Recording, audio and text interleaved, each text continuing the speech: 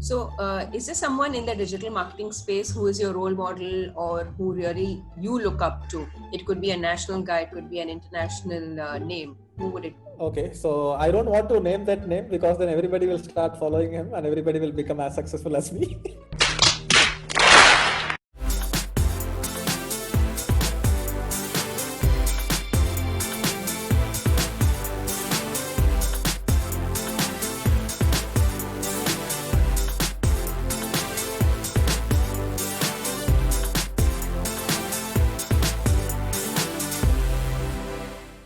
Hello and welcome to the much awaited interview of Mr. Deepak Kanakraju, also known as Digital Deepak.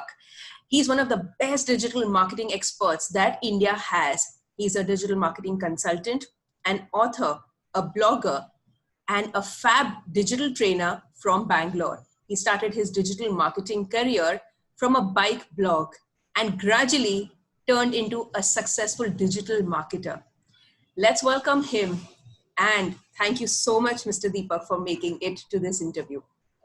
Thank you, Kashish. I'm glad to be here on this interview. Thank you so much. So, Deepak, if I have to understand from you, you began your journey, which was not so highly appreciated back in those days. So, speaking from the mindset aspect, how did you make up your mind to go firmly on what you believed in? So it was just, I started out like a hobby blogger and I was interested in motorcycles. So I started a motorcycle blog and I went ahead and reviewed different motorcycles. I did a test ride of it, took a few pictures and put it back on my blog. So that's how it started. And that was because I did not have a full-time job and I just thought that I will keep myself busy. But once you start doing something, it starts building a momentum of its own. And my blog traffic grew. In 2009, I was invited to China for a motorcycle exhibition as a motorcycle journalist because at that time there was no one in India having like a strong online presence. So it's basically doing something, getting feedback, and then it's like an iterative process. The more feedback that you get, the more I discovered that the market is so big. So it's more like you started digging for a little bit of water and then you found gold, and then you took out the gold and then you started digging more, you found more and more, and then you set up like a whole mining equipment to dig as much gold you can out of the earth. So it's more like that. Yeah. That's awesome. So you got invited to China in the year 2009. And which was the year that you began this blogging? I started Digital Deepak in 2013. From 2008 to 2012, I was running a motorcycle blog.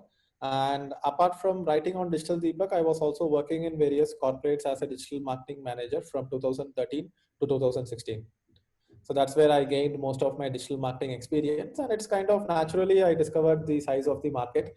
And then I discovered that more than working as a digital marketer, there is even bigger opportunity teaching people how to become a digital marketer because the demand is so much higher than the supply. Absolutely. So what is it about blogging that you really, really love the most? And why only blogging? Why not videos? See, when I say blogging, it's not just writing. It kind of also includes putting myself out there. It kind of includes everything under personal branding, like videos, podcasts, and everything. But I still feel that there is a huge power to the written word because even before you go ahead and create videos, if you are writing, then you are putting your thoughts in an organized way. When you are writing, you can restructure the paragraphs, you can edit it, you can rewrite it. And when you become like a better writer, you can become like a better video person, you know. So that way, I would recommend that people start with blogging because obviously if you want to tap into the search engine traffic, then blogging is one of the best ways to go about it. And because video content cannot be something that can be skimmed or cannot be indexed properly. So when people learn and then they work on a particular subject, they also parallelly can start a blog so that they are not just learning and writing about it, but they are learning, doing some work and then writing about it. It kind of increase their expertise in a particular subject. It could be any subject, like let's say health and fitness. So somebody is learning about, let's say, type 2 diabetes. So if they are reading a book about type 2 diabetes, they might as well go and start writing a blog about type 2 diabetes, about whatever they have learned from different books and some of the experiences that they have had themselves. So once you start writing, you also remember what you have learned better, and other people can also get value from it. And then slowly, maybe you can get to a level where you are teaching other people about how to reverse type 2 diabetes or something like that. Very, very well said. So, Deepak, I remember bumping into you at the Digital Masters conference that happened at Sarasar on 15th August 2019. You might find it funny, but everybody, nowadays has that, that beard look and all. I was confused because they seem all alike to me. So I was confused. That's when I asked you, are you Digital Deepak? And you said yes. So when you were going, when you were ready to move onto the stage, were you anytime prepared for that huge thing? Did you ever imagine, that the Digital Masters conference or conclave would turn up so big? That was the first time I ever spoke with an audience of 200 plus, and I have never spoken in front of a 500 people audience, but that day it was like 850 people audience. So the first time when I spoke in such a front of such a huge audience, there was a little bit of anxiety in me. But once you do that, then after that, it has never been that big. I have spoken at 600, 700 audiences, and it was kind of comfortable. But again, with the kind of things that I want to achieve and with the kind of things that I want to do, I probably would want to talk in front of like 10,000 people. So this does not look like an achievement. It looks like a milestone in the journey. Yeah. So yeah, little threads make up the entire bedsheet. So that's on the way, right? What are your aspirations? You mentioned you have a lot to achieve. What does Deepak Kanakraju aspire to achieve? I feel that there is a huge dent that can be done in the education space. And right now, starting with digital marketing training, but eventually expand into other sections where you can go out and basically transform people through learning. And how do you do that? How do you actually go ahead and create a platform for it? So eventually, my long-term goal is software and platforms. And when you look at Airbnb, it's a platform. Uber is a platform. Ola is a platform. So everything is a platform which connects producers and consumers. So my long-term goal. So right now I'm a producer. I'm a producer of content. But my long-term goal is, can I create a platform where I can connect students and teachers? So just like Ola connects cab drivers and passengers, and Airbnb connects people who are ready to host the guests. It connects hosts and the guests. So I want to connect students and teachers, and the eventual path to it would be to focus on the vertical first, which is digital marketing, where I'm producing the content, but it will eventually lead to that. And that's where my goal is, and that's how things are going to go forward. So yeah, the big goal is to probably have an app with 100 million users or something like that. A long way from that, and the percentage chance of achieving that, I would say right now is maybe 5%, but it has definitely come up from 1% to 5% in the past few years. So the idea is to, can I continuously keep doing something, keep getting market feedback, and go in that direction so that maybe one day it becomes 10% chance or 20% chance. And even if I get to like 30% chance of achieving it, I think it's like still good odds, like 1 out of 3. But at the end of the day, you have competition, you have too many market forces in play, and I would accept that luck definitely plays a major role. But if you can play a roulette, and if you have like a 33% chance of winning, you would definitely play it, right? So that's what I'm playing. I look at it like a game. Wow, that's an awesome one. So the education space, that's what you mentioned. So when you say education, it's a very broad aspect. So anything besides digital marketing that you're focusing on in the field of education? No, I feel that in terms of topics, there are n number of topics out there. So there are three major categories. One is health, one is money, and one is relationships. I would probably leave out health and relationships right now, even though I've got better at it over time by reading a lot of books. That's not something I go out and train. I would keep it into the money wealth category, which includes business growth, career growth, and things like that. So anything like tomorrow, there might be a requirement for a new skill, which we don't know yet. Like nowadays, you have machine learning, artificial intelligence, so many new topics have come up. Tomorrow, there might be a new tool and people might want to get certified in that tool. So these new topics will keep coming up. So when I look at the space, I look at more like the evolution of a professional. How do people start out learning something and then they do it either as a freelancer or a full-time employee, but then they gain some experience in it and then they blog about it, gain some personal brand and some authority that they are writing about it. They have a much better clarity about the subject. Like I have been learning, working and blogging about digital marketing for such a long time. So after blogging, it's consulting. You are not doing things for others, but you are advising people that, hey, this is how you do. I am the expert. I can tell you how to do it. So the evolution is learn, work, blog, consult, and then you can mentor, which is like group consulting. So you consult with a lot of people. It could be students. Consulting will be more on the client side. Mentoring will be more on the student side, where other people who want to get into this stream would get into the consulting field. And then you can maybe go and start your own startup where you are selling your services, or it can be group consulting, or you can create like a SaaS product or a digital product where you can serve other companies. So if somebody is like a design expert and he learned designing, he worked as a designer, he started a blog about design, then he consults about design, and then he teaches people designing, students, and then he starts a design agency himself, and then he starts like a product like Canva, which is like a plug and play design tool. So that's how a professional has to evolve. That's how my evolution has been. And I want to kind of inspire people to go through this evolution rather than just learn and work. Like if you look at LinkedIn, people learn a skill and then they put a profile, they get a job, it ends there. Like, why do you end there? You go and write about it, you write a book, you consult, you teach other people. You have to go all the way. Otherwise, you are not growing as a professional. And you can't just jump directly into starting a startup. You can't do that as well. You have to go through this evolution. Very well said.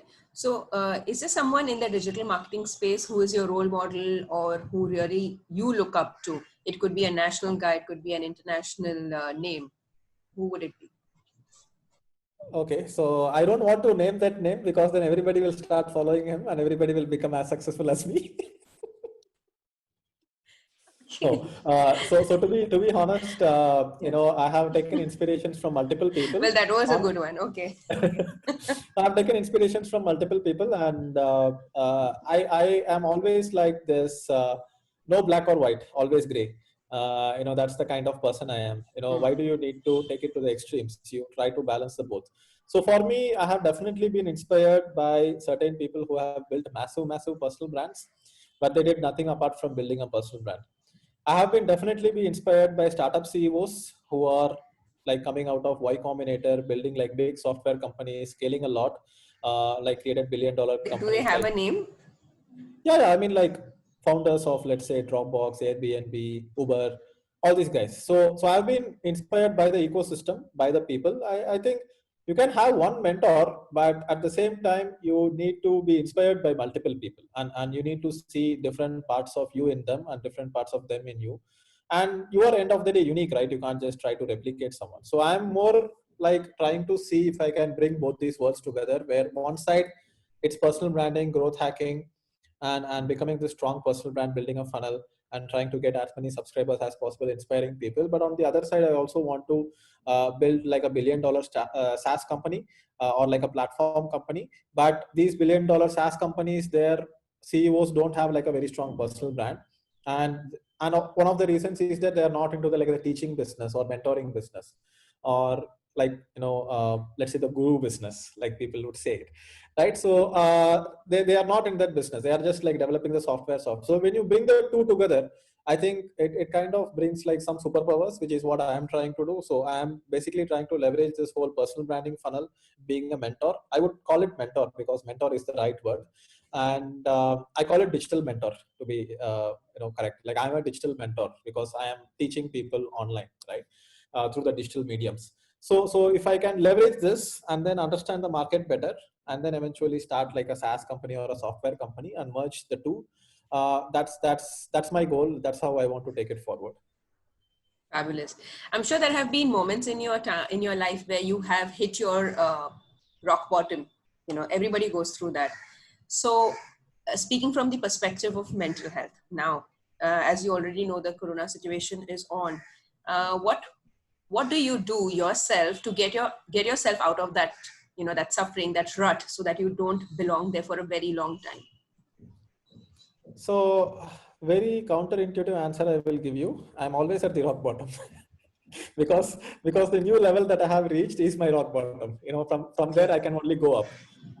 Yes. So I don't want to like go below that. But when I say rock bottom, it doesn't mean that I'm feeling depressed, I'm dull, I'm moody. Not that kind of rock bottom, but in terms of what is the minimum standard that I want to achieve. Because I believe that you don't rise up to your dreams or goals. You fall back to your what is your minimum standard?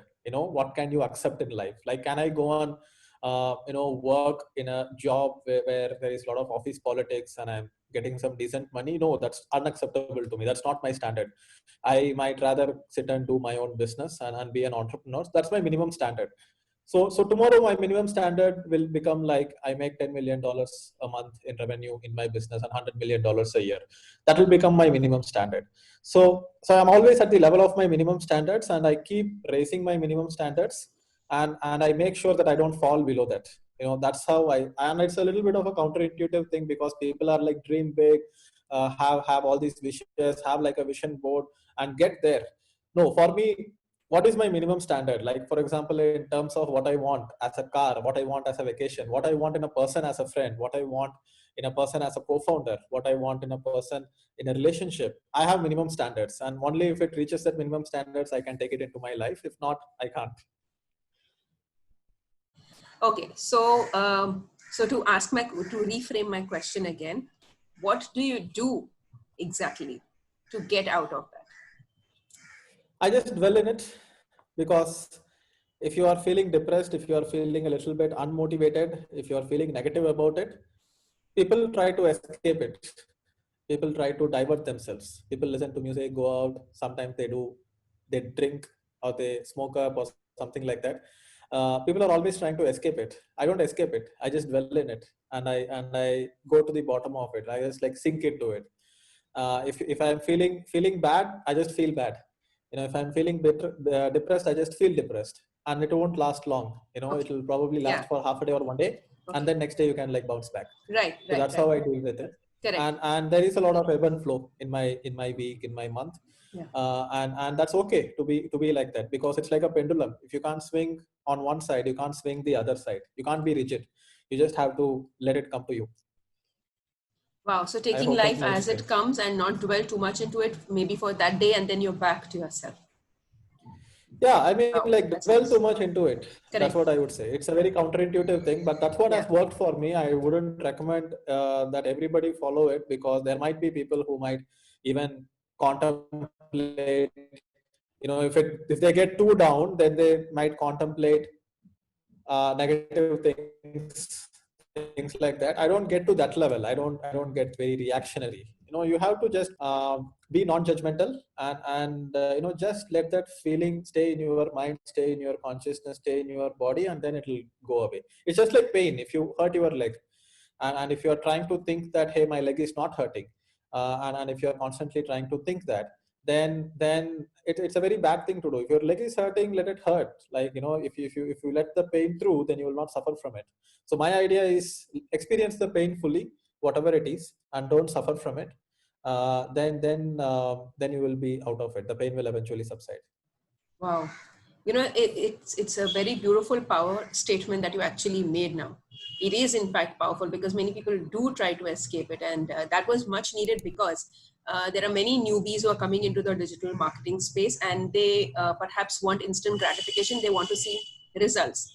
So if I think this would perhaps help them if they're watching this. Yes. That's a very good take there. So where do you see the digital marketing industry in India a year from now, or maybe in the future? See, a lot of people ask me, is the digital marketing industry just like a fad, or is it like a real trend? Will it keep growing, or will it just go up and go down?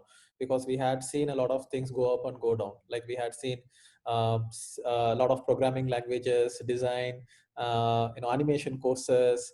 Something will be like so popular, and then it'll kind of lose its popularity. But when it comes to digital marketing, I believe that it's here to stay, because marketing and sales is here to stay. Marketing and sales have been existing since thousands of years, and people's psychology does not change across thousands of years. The basic triggers which trigger us is the same. So for me, digital marketing is more about marketing than digital. Digital is just a medium. And I always say this: when the message is so strong, the medium will appear. It's like when the student is ready, the teacher will appear. When the message is ready, the medium will appear. Yeah, I thought I'd heard that similar thing somewhere, but the words were interchanged. I mean, different, yeah. Okay. So the idea is that, see, you have so many mediums. You have Facebook ads, Google ads, blogging, SEO, and so many things. But if you you have a message that is reflecting or kind of resonating with the target market, and if you have like a proper revenue model, like I'm not like nowadays I'm not like posting so much on social media because I'm getting like 100x reach through the paid advertising campaigns that I run, and I'm able to afford to spend on these paid advertising campaigns because I get a return on investment, because the message is resonating with the people, the copy is strong, and then I'm making sales of my products, which are like my information products. So I'm able to afford to spend. So somebody might be, continuously going ahead and posting videos on YouTube, and let's say they get like 1 lakh views for every video that they post. I can get the same by just paying for it. I don't need to continuously put myself on YouTube like almost every day. There are people who make like one video per day, and they are like so strong. But end of the day, YouTube is controlling their reach. So I feel that as long as there is a good product market fit and as long as your message resonates, today it's Instagram which is famous, Facebook that's famous. So earlier we had Foursquare, we had Orkut. I come from those days. I know that platforms will always die. Something new will come and people will jump onto it. It's never a good idea to build your credibility and followership in one platform. Like TikTok is there, TikTok will die. Suddenly some new app called Mitro, I heard that Mitro is coming up. Like I recommend people don't get distracted by it. And this is one of the reasons why I recommend blogging, because blogging is your platform, your website.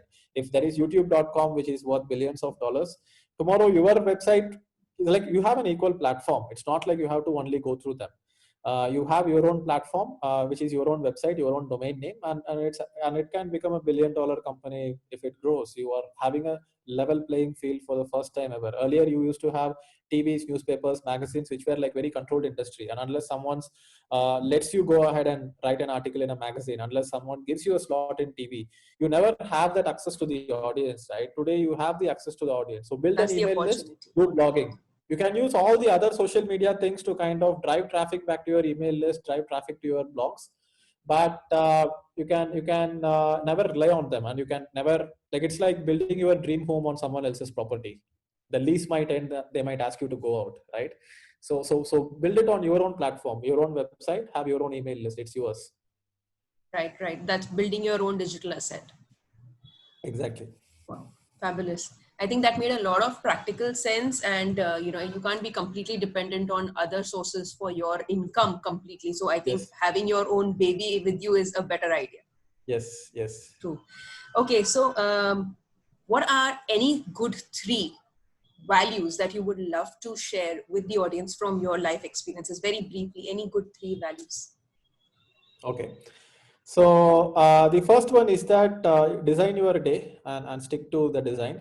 And the way I design my day is that I look at 10 hours per day, which is working time, and then rest of the time is for family and taking care of yourself, sleeping, eating, and things like that. So if you look at 10 hours, and you can take this as, it could be 10 weeks, it could be 10 years, or whatever it is on average. If you have this block of time, the way I would distribute it is that 30% of the time I would learn something. I would either learning from YouTube videos, TEDx talks, or learn from a course or read books.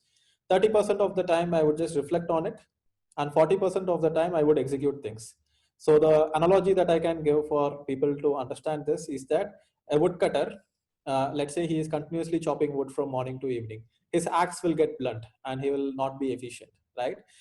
So he needs to sharpen his axe. But there are people who will just keep learning, then it will not be of any use because you are not moving. It's like if you have a car, and if you are trying to turn the wheels in the car while you are stable, then the wheels will not move. Only it will move only when, you can turn it only when you are moving. So that's where you can like maneuver, right? So there are people who will keep learning. So I'm not favor of the education system where it says that you keep learning and then you keep working. Doesn't work like that. You need to work and learn at the same time. So that is like sharpening the axe. Learning is sharpening the axe, because you need to cut the wood, but you also need to sharpen the axe, because if the axe is not sharp enough, then you are wasting time cutting the wood. So this is where people who are like in corporate jobs, they are working 12 hours per day, and they are not learning, they are not upskilling themselves, and one fine morning the whole industry changes, they are being laid off, and then I don't know what they will do. Like, let's say Nokia, but so many executives who are in senior positions in Nokia would have been laid off. Obviously they would have got some other job, but they would have got outdated, right? So sharpen your axe, which is learn. Keep cutting the tree for 4 hours, sharpen your axe for 3 hours, but the woodcutter might have a very sharp axe.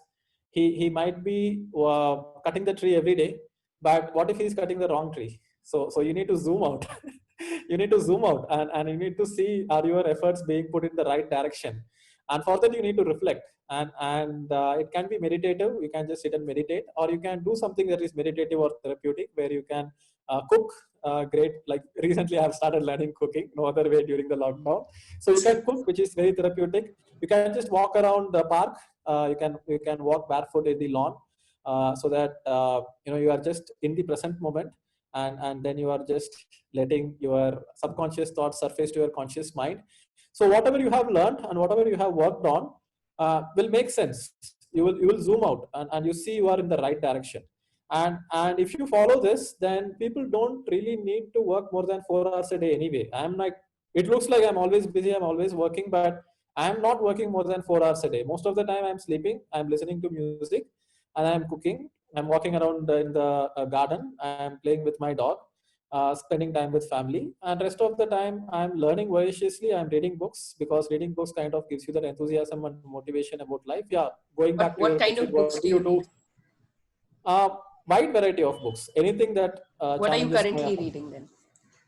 Currently, I'm reading this book called Modern Monopolies, which is a book about platforms. I'm also reading this book called Sapiens, which is about the evolution of humankind.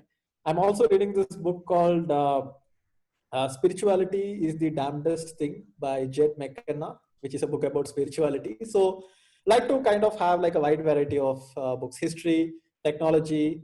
Uh, I don't read much novels or fiction. I just can't get around to it. I might, but I just feel like it's a waste of time. You might as well read. Right. I don't read fiction at all. I just watch.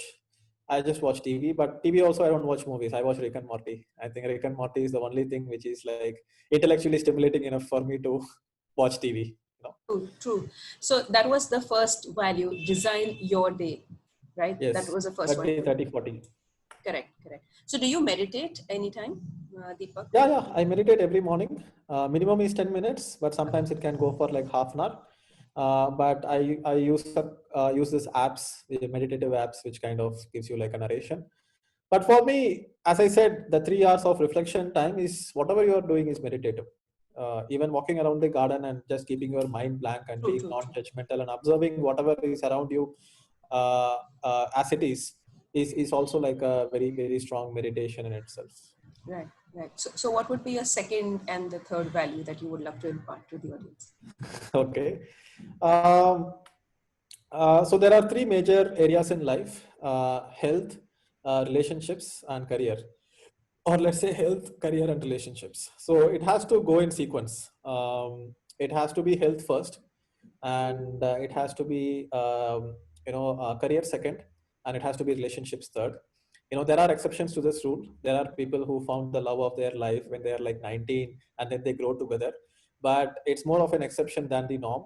And I would say that when people kind of get over invested in their relationships very early on without kind of really setting a good foundation to their career, and then they have like a kid early, and then life gets into the way, there is no scope for them to kind of unplug from the rat race and go build a business or do something that they really want to do, or do solo travel or take some time off. There is no availability of that, because you increase your lifestyle, then your expenses increase, and then you are continuously stuck in a job for like 40 years until you get like worn out.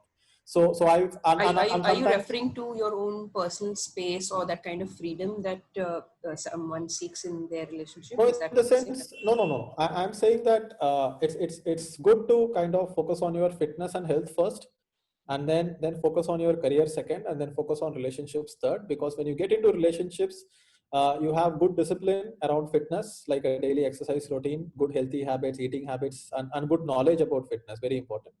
And then you also have like a good career where you have like some income coming in, some savings stashed away. Don't buy a house on EMI, don't buy a car on EMI. Have enough savings, invest in equities. And then when you get into relationships, you can spend quality time with your relationships. So when people do it in the opposite way, then they run around, they are not able to balance relationships, they are not able to spend enough time at their job, and then they are trying to juggle three balls at the same time. and sometimes they drop the health ball. They try to balance work and relationships. They kind of become unhealthy, and average 35 years, 40 years, people are obese. They have like an early heart attack, they have diabetes. It's pretty screwed up. So that's something that I take very seriously. And obviously I have done my mistakes as well, but I think if people kind of right from the college days, have like a fitness routine, exercise every day, kind of make it into a habit so that it never goes away from you, and then you kind of focus on your career before getting into a relationship prematurely, because like men can get married at 35 also. There is no urgency. There's no urgency to get married at 25 or 26, 27. So when you get to that stage, you have a good emotional maturity, you have good financial independence, you have good fitness. So all parts of the relationship can be enjoyed to the fullest extent if you get into that there. And if you have kids, you can spend more time with the kids rather than running around trying to make ends meet. So that would be the second biggest advice.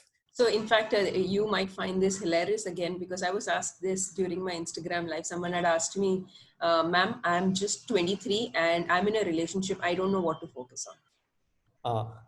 So now your answer reminds me of his question. Yeah, don't be in a relationship. It's okay. Okay, I'll perhaps tell him that. Yeah. When he messages again.